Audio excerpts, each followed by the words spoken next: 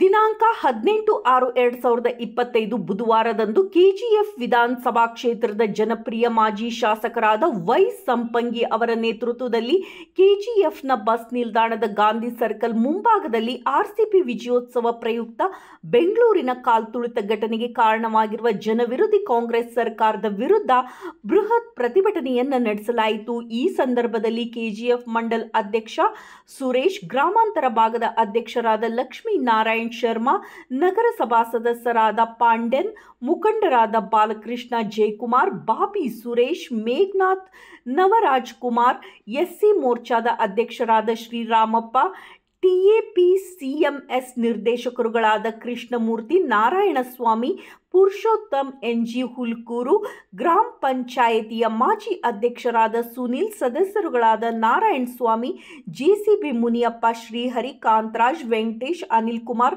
ನಾಗೇಂದ್ರ ಹಾಗೂ ಮುಖಂಡರು ಉಪಸ್ಥಿತರಿದ್ದರು.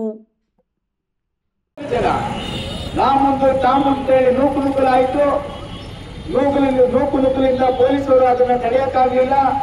ಲಕ್ಷಾಂತರ ಜನ ಬಂದಿದ್ದರ ಹಿನ್ನೆಲೆಯಲ್ಲಿ ಪೊಲೀಸರ ಸಿಬ್ಬಂದಿ ಕೊರತೆ ಇತ್ತು. ಹಾಗಾಗಿ ಟಿಕೆಟ್ ನಾನು ತಗೊಳ್ಬೇಕು, ನೀನು ತಗೊಳ್ಬೇಕು ಅಂತ ಹೇಳಿ ನೂಕುನುಕಲಿಂದ ಅವರು ಪ್ರಾಣವನ್ನು ಕಳೆದುಕೊಳ್ಳುವಂತ ಪರಿಸ್ಥಿತಿ ಬಂತು. ಆದರೆ ನಮ್ಮ ತೆಲುಗು ನಟ ಅಲ್ಲು ಅರ್ಜುನ್ ಅವರೊಂದು ಫಿಲಮ್ ಅಂತ ತೆಗಿತಾರೆ. ಅವರೆಲ್ಲೋ ಮನೆಯಲ್ಲೋ ಎಲ್ಲೋ ಬೇರೆ ಕಡೆ ಇದ್ರು. ಪುಷ್ಪ 2 ಅಂತ ಹೇಳ್ತಾರೆ, ನೋಡಿದವ್ರು, ನಾನು ನೋಡ್ಲಿಲ್ಲ. ಆ ಫಿಲಂ ತೆಗೆದಂತ ಒಬ್ಬ ನಾಯಕನ ಮನೆಗೆ ಹೋಗಿ ಕಾಲ್ತುಳಿತದಿಂದ ಪ್ರಾಣ ಹೋಯ್ತೋ ಬೇರೆ ಯಾವ ಕಾರಣದಿಂದ ಪ್ರಾಣ ಹೋಯ್ತೋ ನಮ್ಗೆ ಗೊತ್ತಿಲ್ಲ. ಅದು ಆದ್ರೆ ತೀರೋಗಿದ್ರೆ ಅದಕ್ಕೆ ಕಾರಣ ನೀವೇ ಅಂತೇಳಿ ಅವ್ರು ಅರೆಸ್ಟ್ ಮಾಡ್ಕೊಂಡ್ಬಂದು ಜೈಲಿಗೆ ಹಾಕ್ತಾರೆ. ಇದು ಸತ್ಯ ತಾನೇ? ಅಲ್ಲಿರ್ತಕ್ಕಂಥ ಸರ್ಕಾರ ಯಾವುದು? ಯಾವ ರಾಜ್ಯ? ಎಲ್ಲರ ಕಣ್ಣು ಮುಂದೆ ಇದೆ.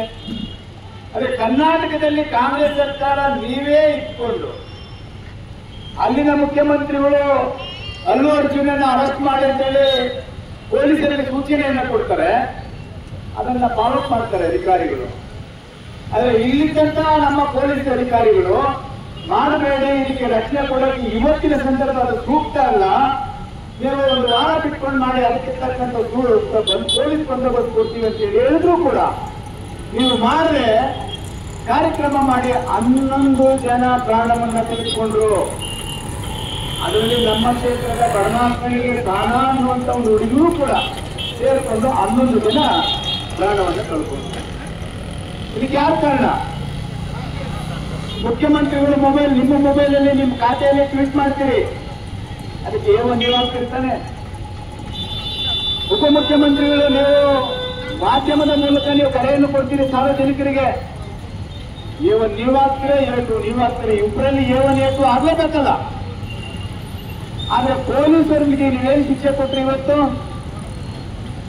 ನಮ್ಮನ್ನ ಕಾಯುವಂತ ಪೊಲೀಸ್ ಸಿಬ್ಬಂದಿಯವರಿಗೆ, ನಮಗೆ ರಕ್ಷಣೆ ಕೊಡುವಂತ ಪೊಲೀಸ್ ಅಧಿಕಾರಿಗಳಿಗೆ ಯಾವುದೂ ತಪ್ಪು ಮಾಡದೆ ನಿಮಗೆ ಅಲ್ಲಿ ಏನ್ ನಡೀತದೆ ಅನ್ನುವಂತ ಮಾಹಿತಿಯನ್ನ ಮುಂಚಿತವಾಗಿ ನಿಮಗೆ ಕೊಟ್ಟರೂ ಸಹ ಅವರ ಮಾತನ್ನು ಧಿಕ್ಕರಿಸಿ ನೀವು ಕಾರ್ಯಕ್ರಮ ಮಾಡಿದ್ರಲ್ಲ, ನಿಮ್ಮನ್ನ ಈ ರಾಜ್ಯದಿಂದ ದೂರ ಹಾಕ್ಬೇಕಾಗಿತ್ತು.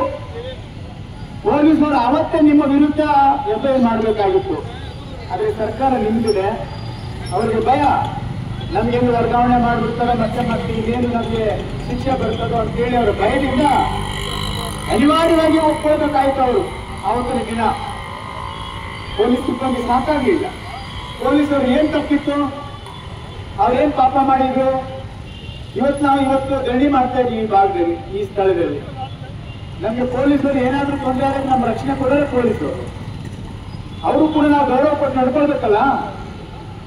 ನಮ್ಗೆ ಹೇಗ್ ಬಂದಾಗ ನಡ್ಕೊಂಡ್ರೆ ಇದು ಪ್ರಜಾಪ್ರಭುತ್ವದ ವ್ಯವಸ್ಥೆಯಲ್ಲಿ ಎಲ್ಲರಿಗೂ ಸಮಾನವಾದಂತ ಹಕ್ಕು ಇದೆ. ಇದು ಬಾಬಾ ಸಾಹೇಬ್ ಅಂಬೇಡ್ಕರ್ ಕೊಟ್ಟಂತ ಹಕ್ಕು. ಇದನ್ನು ಮೀರಿ ನೀವು ಸರ್ವಾಧಿಕಾರ ಧೋರಣೆಯನ್ನ ಅವತ್ತು ನೀವು ತೋರಿದ್ರಿಂದ 11 ಜನ ಅಮಾಯಕ ಯುವಕರ ಪ್ರಾಣ ಹೋಯ್ತಲ್ಲ, ಆ ಕುಟುಂಬಕ್ಕೆ ಯಾರು ದಿಕ್ಕು?